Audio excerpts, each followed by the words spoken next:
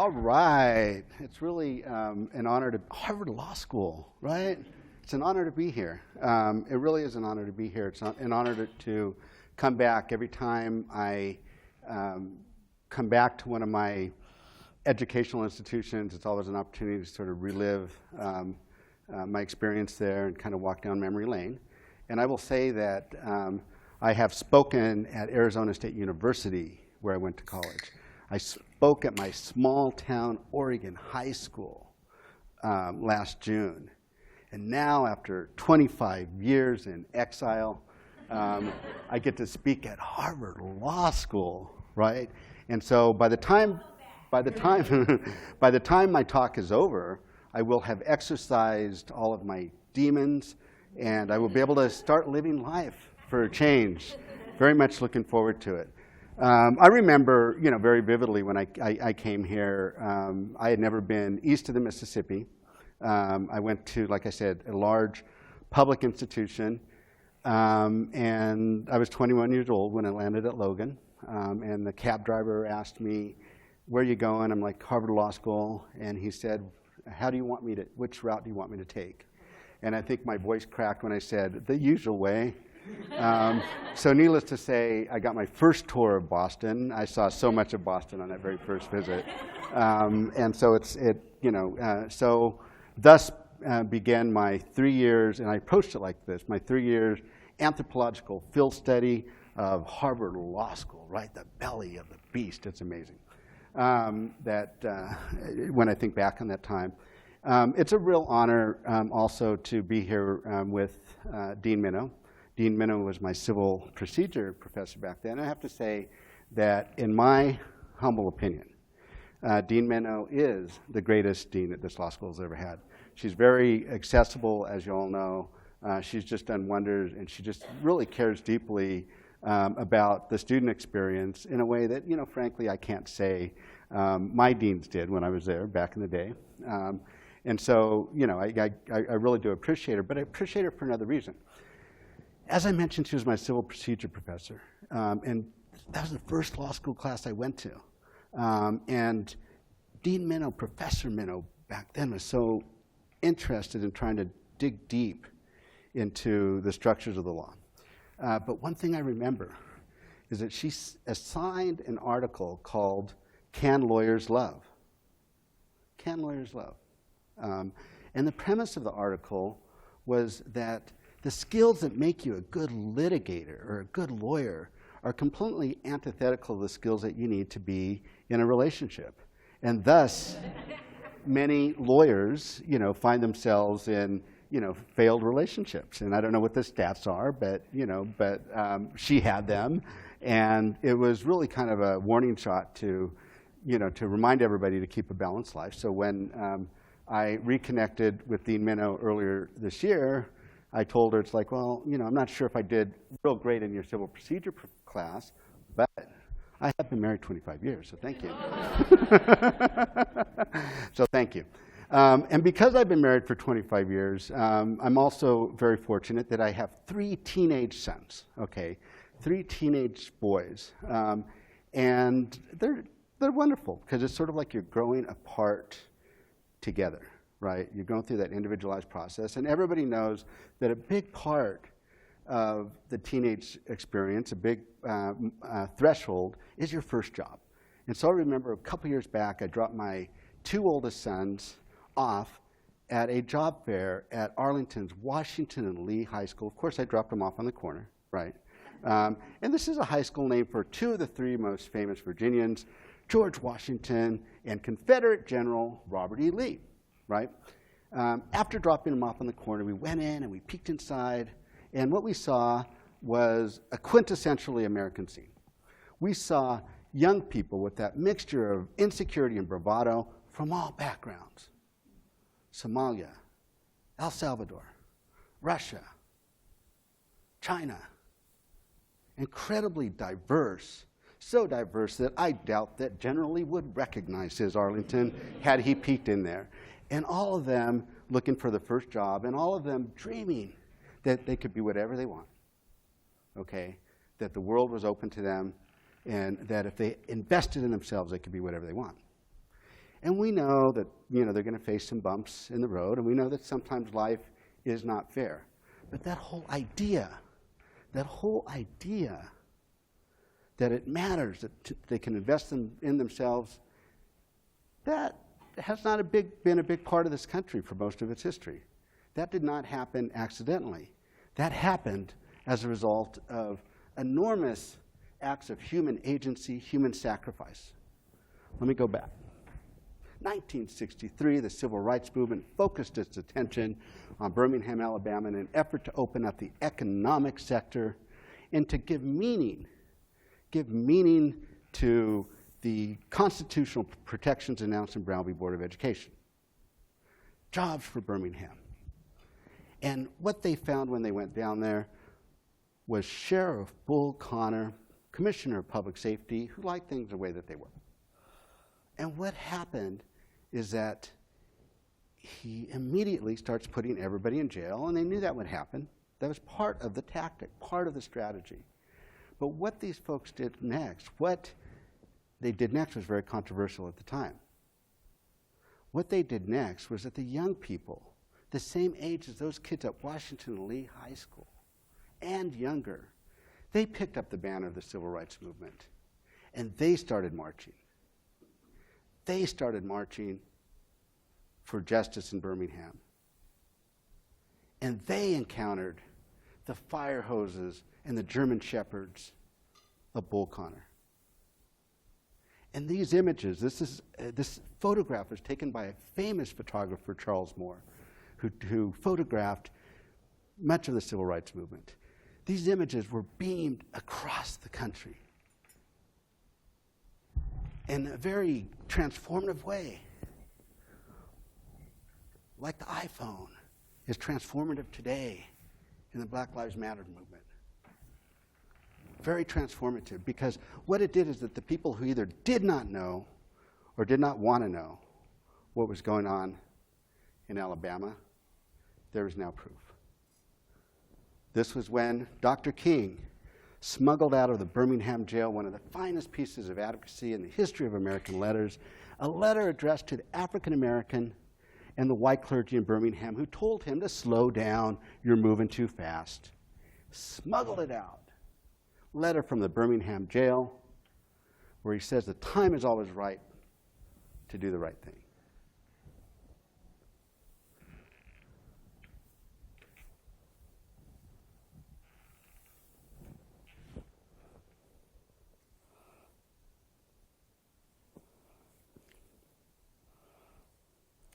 Because of these images, one of the individuals seeing these images was John F. Kennedy,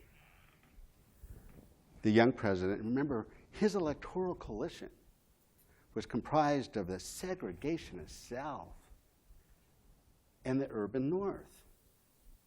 And he barely got elected in 1960, and some say he only got elected with the help of Mayor Daley in Chicago. Okay? Barely got elected. And he was facing re-election. So he was always a little on the fence with civil rights, but whatever equivocation he felt on the issue of civil rights turned to resolve as he went on national television to announce his intention to introduce a comprehensive Civil Rights Act, the Civil Rights Act. And he said that we're dealing with issues as old as scriptures and as clear as the Constitution. As old as scriptures and as clear as the Constitution, highlighting the moral dimension of these images.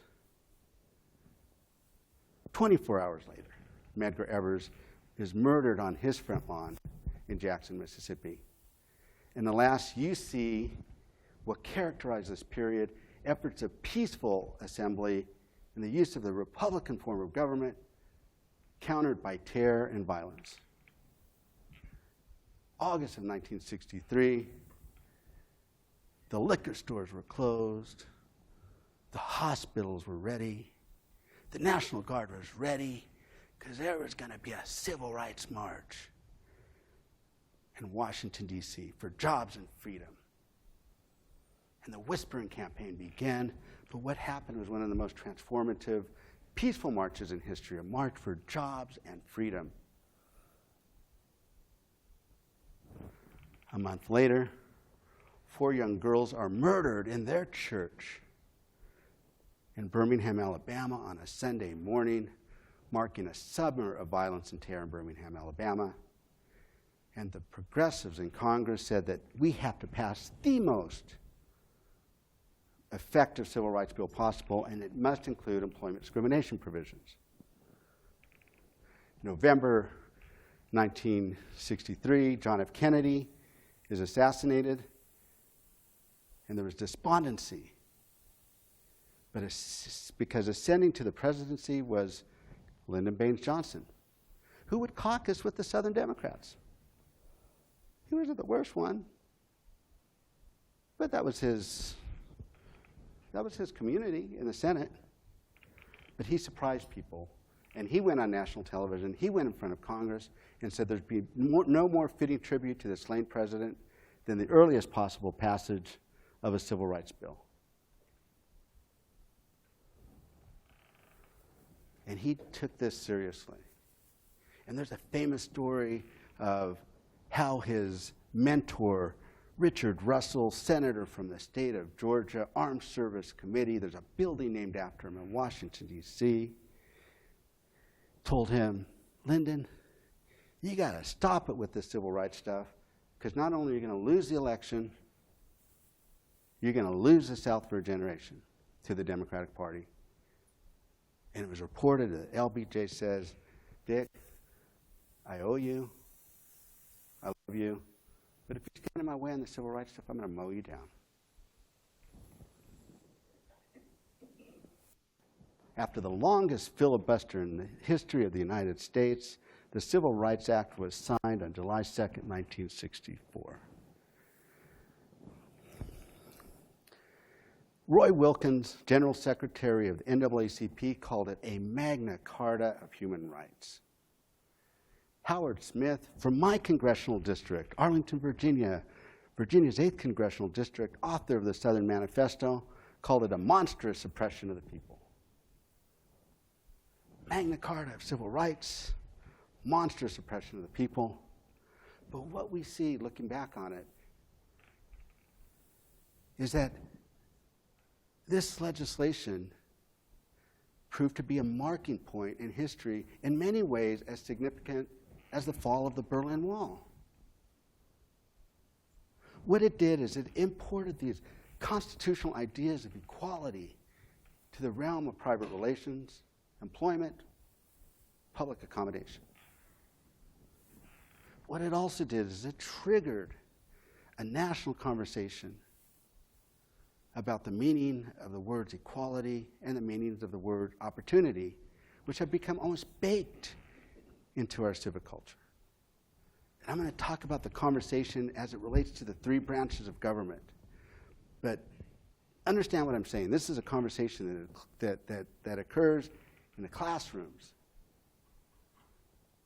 It occurs around the dinner table, in the boardrooms, in the streets, about what do these words mean. And there's not always agreement. There's generally not agreement. But the conversation has been a big part of who we are. And it's been transformative. You don't believe me? Exhibit A. What do we notice, folks? Harvard Law School, 2016, about these photographs. This one hangs at the front of our training center in Washington, D.C. What do we notice, Harvard Law School, about this photograph in 2016? This one right here, what do we notice?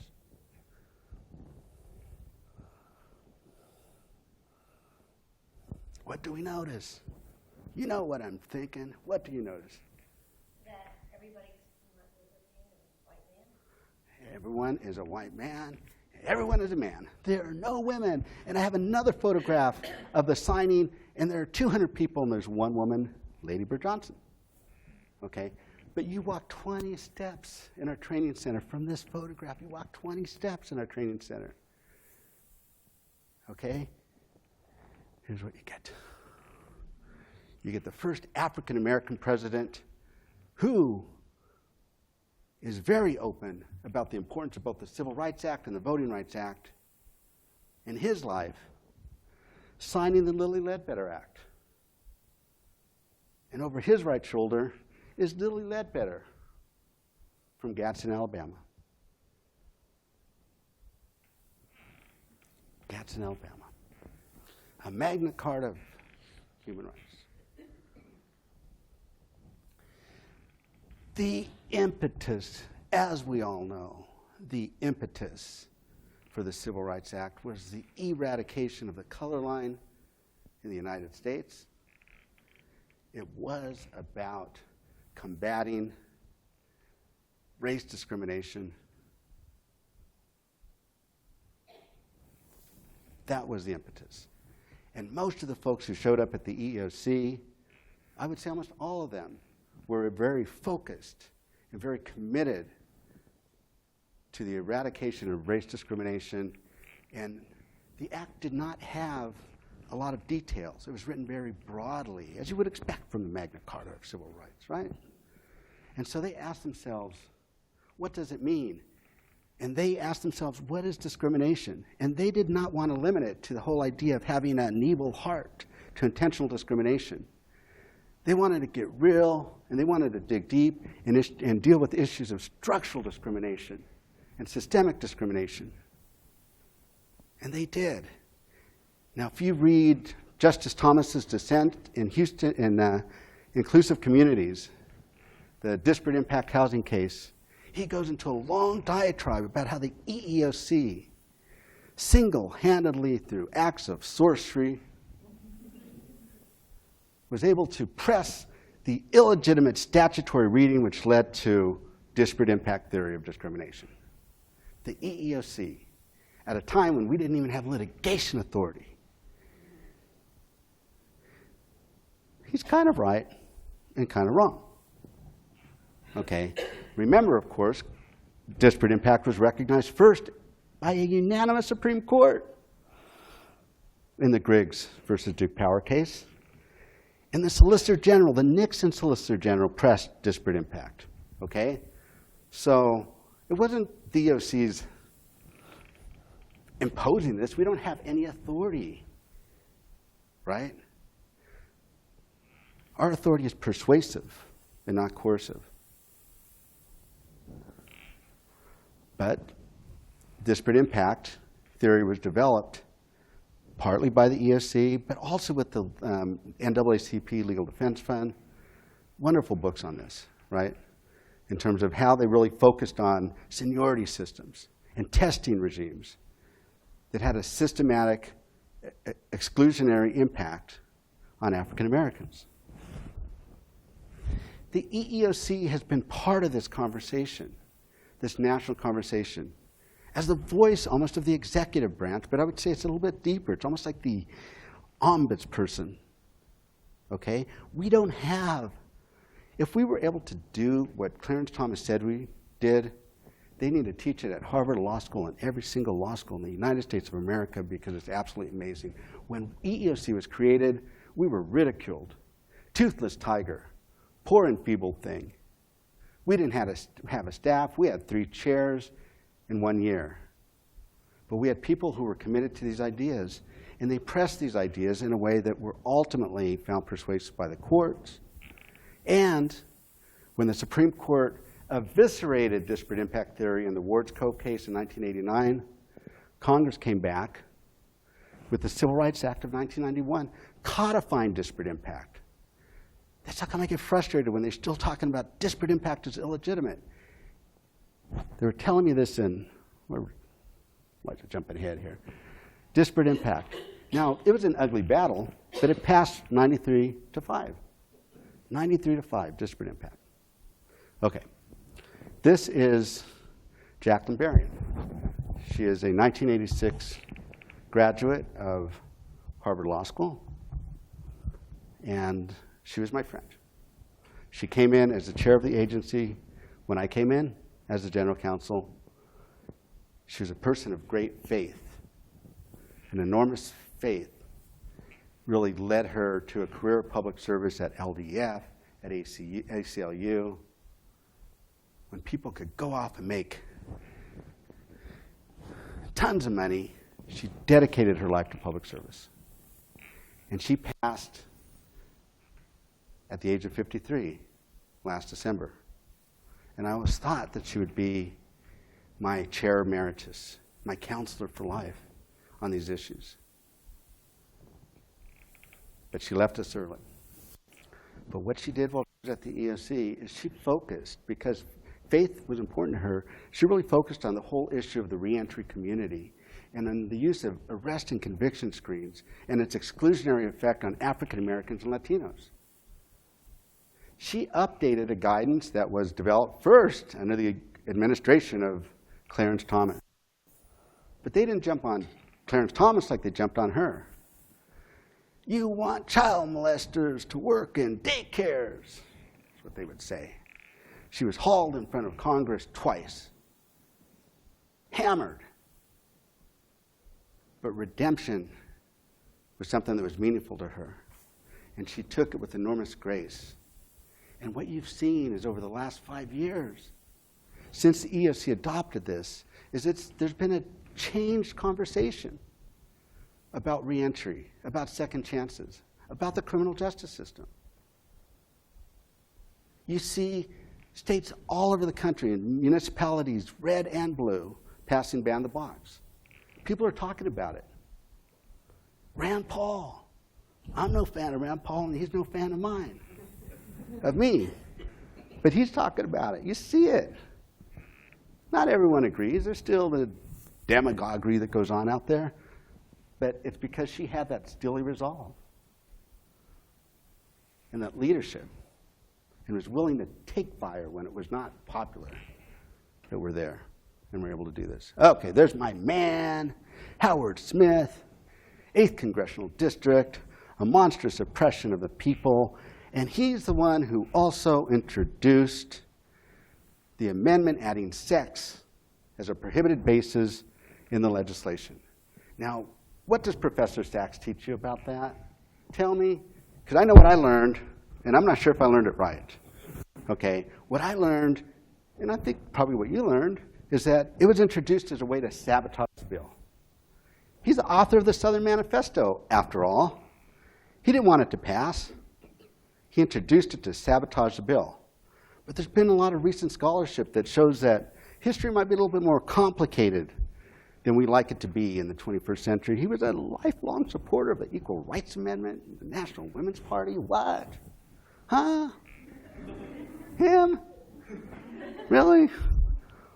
And then that story about it being used to sabotage, which, by the way, has been traced to a note in the Harvard Law Review. I don't know if there's anybody in the Harvard Law Review here, but it's been traced to the note in the Harvard Law Review, and it's been traced to the first chair of the EEOC, Franklin Roosevelt's son.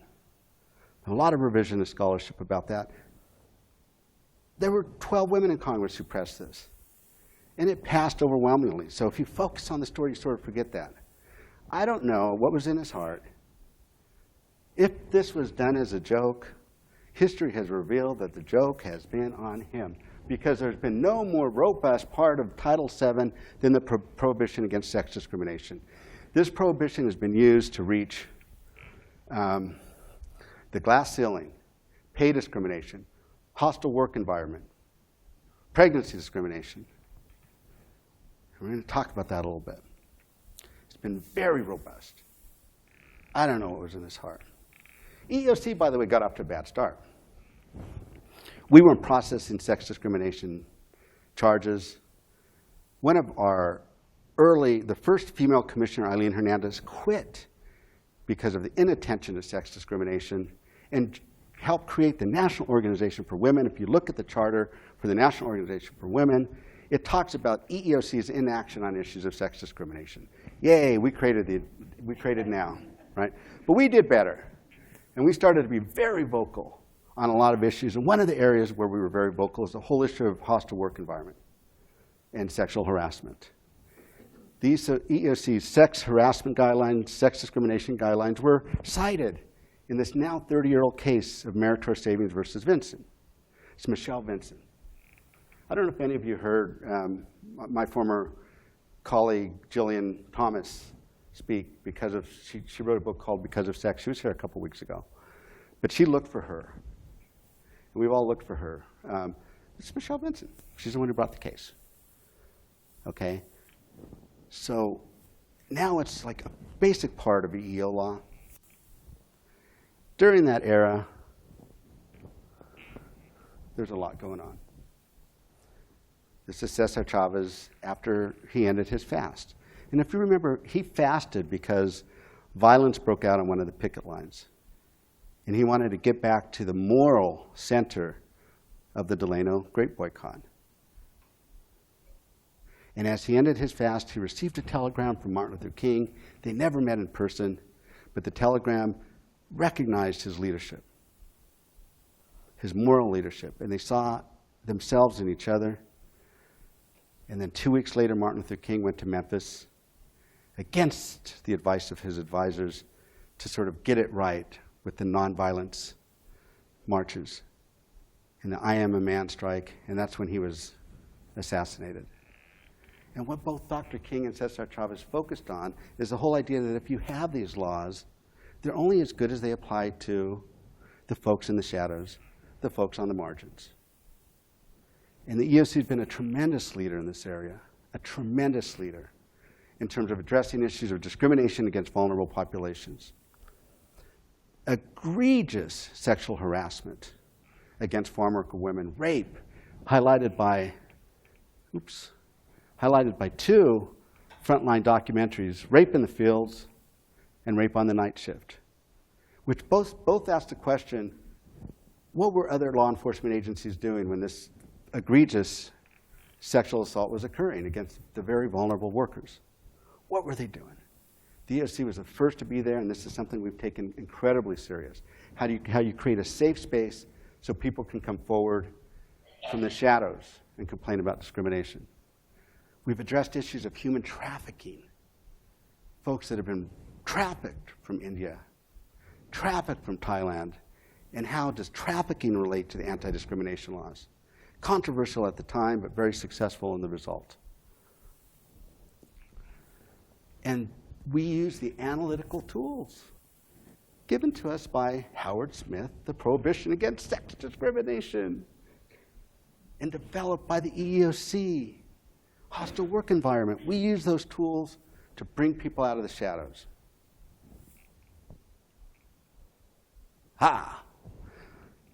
Howard Smith introduced the Prohibition against sex. Let me talk about LGBT coverage. One of the areas where the Commission has been a tremendous leader, and it's on, folks. This battle is on. This battle is on, okay? This is going to the Supreme Court of the United States. It's on.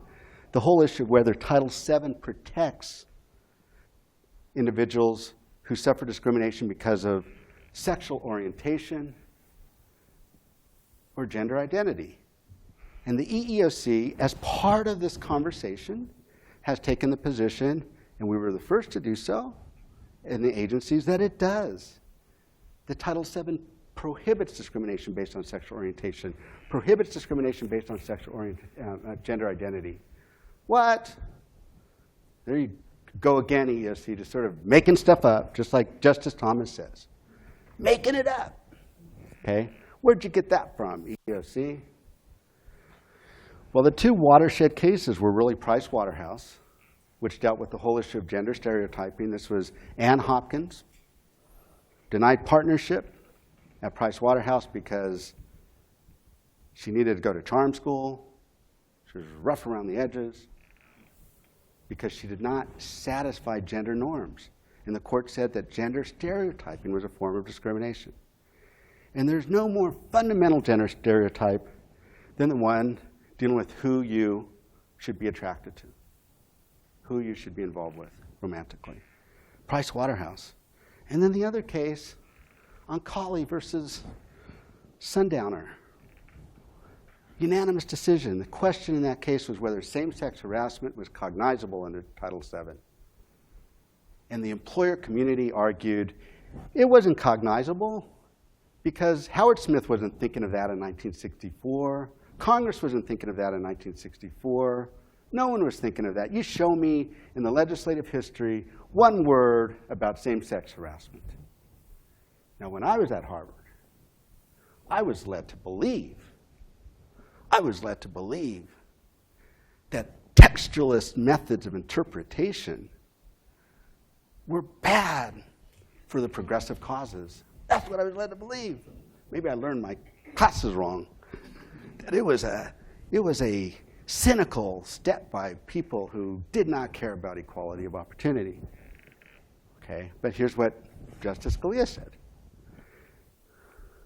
As some courts have observed, male-on-male sexual harassment in the workplace was assuredly not the principal evil Congress was concerned with when it enacted Title VII. But statutory prohibitions often go beyond the principal evil to cover reasonably comparable evils, and it is ultimately the provisions of the laws rather than the principal concerns of our legislatures by which we are governed. It's textualism in a nutshell, and it's actually been my experience. We had 3 cases in the Supreme Court 2 terms ago, and we were the textualists in all of the cases. It was really the employer community doing the parade of horribles, dredging the legislative history. And I was at a conference at Berkeley, and a public interest conference, and people were talking about all this judicial doctrine in the employment discrimination field, same actor, stray remarks, and someone said, we'd be better off if the courts would just follow the statute. I'm not sure if I'm completely convinced now. I just want you to know. Okay, so these have been sort of the watershed cases, and the EEOC has been very active, okay, in this whole issue. Both first, gender identity. We took a position that gender identity is covered. Then we took a position with respect that individuals have the right to use facilities consistent with their gender identity. And then we took the position in Baldwin that sexual orientation is covered by Title VII. And then we followed up these policy positions that were announced in the federal sector realm with litigation. That's the conversation in the courts. Okay, taking it to the courts. Let's see if the courts agree.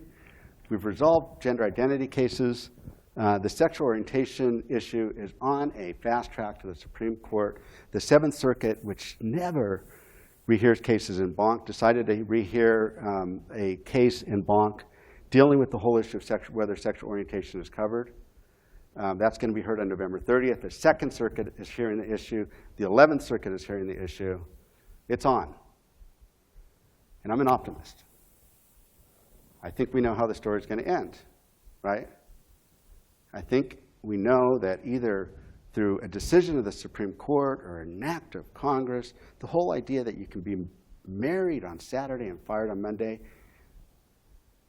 is going to be a relic of history. And how we're going to get there, don't know what the details are going to look like. But we're still going to have issues like you have in RJR funeral homes, which is an issue of what role does religion play in all of this? Okay, those are very complicated issues. I can talk about those a whole lunch period. Here's another example of the conversation. EEOC, crazy EEOC, took the position that Title VII's prohibition against sex discrimination included pregnancy discrimination. Supreme Court in Gilbert said, EEOC, where did you get that from? You're making stuff up again. Boom! Rejected the EEOC's position. In Gilbert, Congress comes back as part of that conversation in 1978 and says the Pregnancy Discrimination Act covers discrimination based on pregnancy or pregnancy-related medical conditions. One case we were involved with was Young versus UPS. Have you guys talked about this in your class yet? Invite me, because this has generated a lot of discussion. I won't talk about this. Okay. A national conversation. Injustice anywhere is a threat to justice everywhere. I love that. 25 years ago, the disability rights movement was able to raise awareness that folks have the right to live economically independent lives, and that it would only take, in many instances, very inexpensive accommodations. And that led to the passage of the Americans with Disabilities Act. And when the Supreme Court, in 3 decisions, really gutted that, remember him? He signed the Americans with Disabilities Amendments Act. And that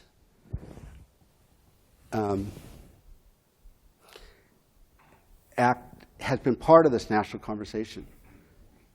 Remember the conversation about freedom. That was that generation. And And we're still dealing with those issues. These are 32 intellectually disabled men from the state of Texas who were brought up from the state of Texas to work in a turkey evisceration plant in Atalissa, Iowa, as part of a state program. They were housed in an old schoolhouse. They were denied access to medical care, denied access to dental care. They suffered physical abuse.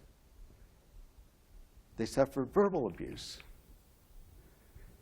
They were U.S. citizens, but bore the hallmarks of victims of human trafficking in terms of the abuse of power, in terms of the isolation, in terms of the vulnerability. And when our regional attorney in Dallas found out about this, he vowed to chase them to the ends of the earth. He vowed to do everything he could to bring them to justice. The first thing he did is he brought a wage discrimination claim. We win it on summary judgment. Then in a courtroom in Davenport, Iowa, he tried the terms and conditions case using the tools that were developed in Meritor Savings. Thank you, Howard Smith, again, for that. He brought this case, and the jury came back with a $240 million verdict. The second largest verdict in the history of the anti-discrimination laws, the largest EEOC verdict. And this case generated enormous attention in the international human rights community. Even though that verdict was reduced under the statutory caps, even though we battled out to collect the judgment, it really sent a message that what happened in Muscatine County should not happen in Iowa, the United States, or anywhere on this planet. And when the New York Times did a front page article on this called Boys in the Bunkhouse, which is now a book, and it was talking about our attorney, Robert Canino, it echoed what you saw in Rape in the Fields. It said, Robert Canino, it asked the questions, what did the people in the community know and when did they know it? Why did they turn away? And when it talked about Robert Canino, it hopefully talked about our agency at its finest. It called Robert Canino the man's last best hope for justice. The last best hope for justice. Of course, Title VII also included prohibitions against religious discrimination. And if you think the legislative history on sex discrimination is thin, look at the legislative history on religious discrimination. But of course, all of our idealistic attorneys were trying to figure out what this meant, and so they imported these constitutional ideas of accommodation.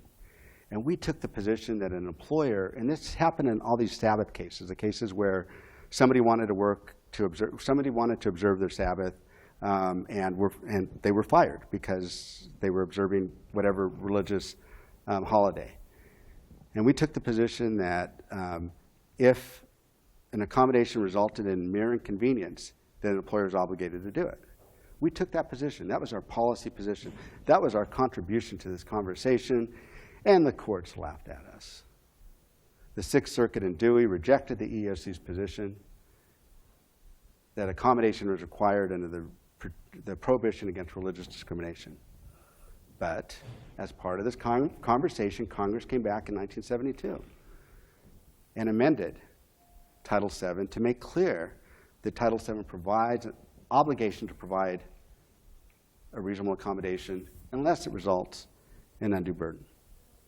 So I love this. This is a photo of 3 seminarians, one Jewish, one Protestant, one Catholic, 24-hour march vigil for civil rights, fitting for a statute as old as Scripture, right? Okay, this is 17-year-old Samantha Eloff.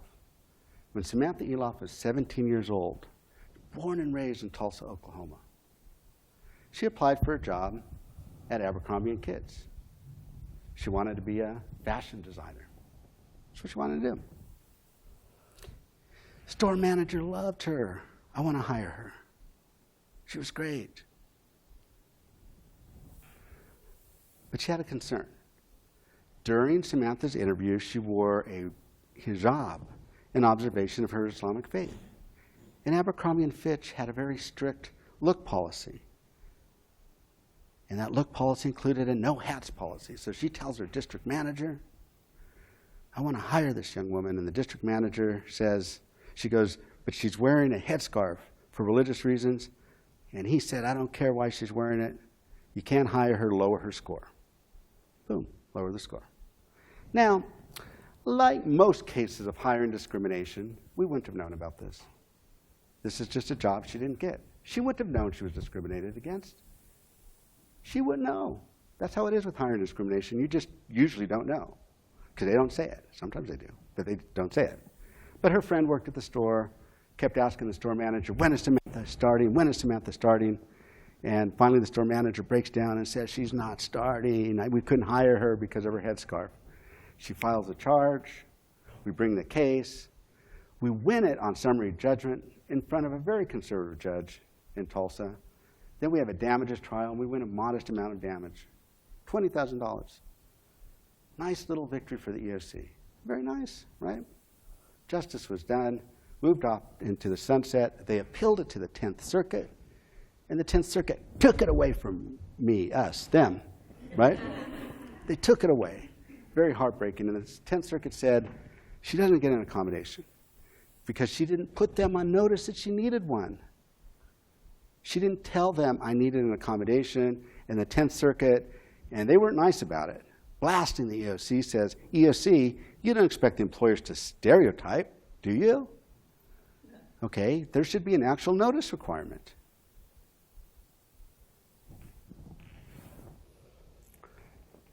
It goes up to rehearing in Bonk. Oh, there was a dissent on the panel. A Reagan judge dissented. Partial dissent, partial concurrence. Why is it important that it was a Reagan judge? Because he was on senior status. And so when it went up in Bonk, he could not vote. So the in-Bonk panel split 5-5. Decision stood. And we petitioned to the Supreme Court of the United States. Okay? Now, we had 3 cases that term. And all of them had different personalities. But this was a zoo, right? Beautiful day. Hundreds of people out front. Signs, everything. And I went into the courthouse with her, and she was nervous because she had faced threats. Okay? I'm like, don't be nervous. You're not all that. It's not like don't think you're Lady Gaga. You just think you're all that. And we show up, and I'm like, maybe you are Lady Gaga, right? And you don't want to jinx these things, right? But we kind of knew which way it was going after the arguments. We kind of knew which way it was going. We walked out of the courtroom, and I knew for 2 seconds, what George Clooney feels like every day of his life. Because they're taking pictures. And I'm like smiling, and they're like, get out of the way, lawyer boy. Okay.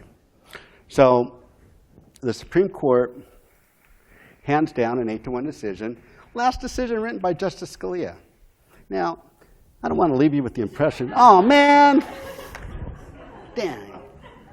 I get this, I'm going to do it again. I'm going to start doing it again tomorrow. You ruined the fun part. Okay. Now, I don't want to leave you with the impression that I agreed with everything Justice Scalia did. Okay. I think there were some 5-4 decisions where I personally didn't agree with the 5th vote on many of those decisions. But I think I've said 2 nice things about him today, right? This was his last decision. And when he read it from the bench, he said, this is an easy case. And I go like this. It didn't feel easy, right? It didn't feel, it was easy for the 10th Circuit in the other direction, right? Didn't feel easy. And that's a nice little highlight that this work is hard, right? This work is hard. It's complex. So we win. This is the holding law students. The rule for disparate treatment claims based on failure to accommodate religious practice is straightforward. An employer may not make an applicant's religious practice, confirmed or otherwise, a factor in employment decisions. One dissenting judge, Justice Thomas, dissented. What was kind of great about this case, though, is when it went to the Supreme Court, we had amicus briefs filed by every single religious organization, by the Seventh-day Adventists, by Orthodox Jewish groups, by Muslim groups, just really across the board, along with like Lambda Legal and plaintiffs groups and stuff like that. But it led one publication to say, the EEOC did what no one has been able to do, and unite the world's religions. Yes. Okay. So let me do this, even though you know where it's going. So we win our case with Scalia. Okay. We unite the world's religions. Oh, dang. Okay, I'm not done. I want to say a couple more things about this case. Okay. First, Samantha Eloff stands on the shoulders of those young people in Birmingham, Alabama. She stands on their shoulders. Anybody who requests a religious accommodation, anyone who is safeguarded from harassment in the workplace based on sex or race or disability, stand on the shoulders of those young people. We can't ever forget that. Okay? They stand on the shoulders of the young people. If you're protected from discrimination because of pregnancy, you stand on the shoulders of those young people. Let's just always remember that. Because they opened up this conversation that's benefited us all in ways that are sometimes very surprising and coming from very surprising quarters. Sometimes when I speak to LGBT groups, and I've been speaking to a lot of LGBT groups, I'm like, you know what? The big heroes of this LGBT employment rights movement, Howard Smith, author of the Southern Manifesto, and Justice Scalia, right? For his Uncali decision. So you never know how this is going to play out. You never know how it's going to play out. Okay. Second thing I want to say is that when we walked out of that building and when we got the decision, that was nice. That was nice. It was good. I was happy. But it was a little anticlimactic. For me, the real victory came on this day. I was hiding out in a Pete's or a Starbucks or something, right? I am a civil rights litigator. Civil rights is a long game. It's always a long game. And you're always going to get popped. It's always going to be 2 steps forward and 1 step back. Before Birmingham, Martin Luther King directed his movement to Albany, and it almost unraveled the whole movement. You're always going to have to dust yourself off, right? It's always a long game. And when you're in a political position, in the political environment where we're in, where you're only as good as your last movie, they look at what happened in round 1 and not round 10. If you're down on the mat in round 1, they'll pummel you. They will pummel you. So I'm in Starbucks, Pete's, I don't know where else. But I'm hiding out because it was just one of those days. We had lost some case, and it hurt. Losing hurts, okay? And then I get a call from our head of our appellate unit, and she goes, the Supreme Court granted cert in Abercrombie. And that's when I got choked up. Because it was not a foregone conclusion this case was going to the Supreme Court. But I got choked up for what may sound like kind of goofy reasons.